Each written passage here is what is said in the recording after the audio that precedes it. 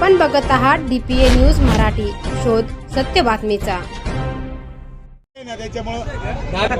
आज नाशिक महानगरपालिकेच्या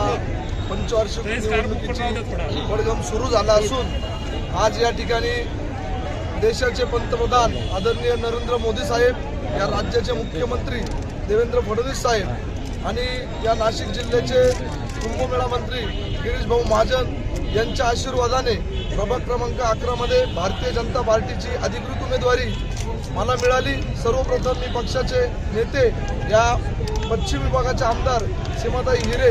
यांचा आभार मानतो, सर्वच पदाधिकाऱ्यांचे आभार मानतो आणि या ठिकाणी आदरणीय आमच्या भगिनी सविताताई काळे, त्यानंतर सोनलताई बंधुरे, त्यानंतर मानसी योगेश शेवरे व मी स्वतः आम्हाला पक्षाने अधिकृत उमेदवारी दिलेली असून पक्षाचा अजेंडा आणि या महाराष्ट्रात नव्हे भारतात या पक्षाविषयी असलेली एक सद्भावना आणि विकासाचा मार्ग आम्ही प्रभाग 11 मध्ये गेल्या अनेक वर्षापासून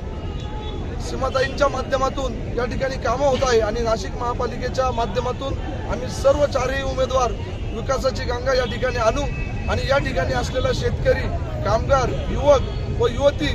व महिला यांच्यासाठी आम्ही सर्वजण एकोप्याने काम करू आणि या प्रभागाचा झालेला विकास आम्ही पुढच्या काळात करू। भारतीय जनता ताज्या घडामोडी व अपडेट जाणून घेण्यासाठी आताच DPA न्यूज चॅनलला सबस्क्राइब करा आणि बेल आयकॉन क्लिक करायला विसरू नका।